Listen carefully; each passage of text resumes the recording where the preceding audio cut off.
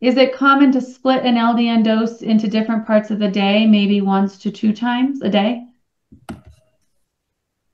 Yeah, I think we touched on that a little bit earlier with the like the depression, Mhm. especially, or anxiety.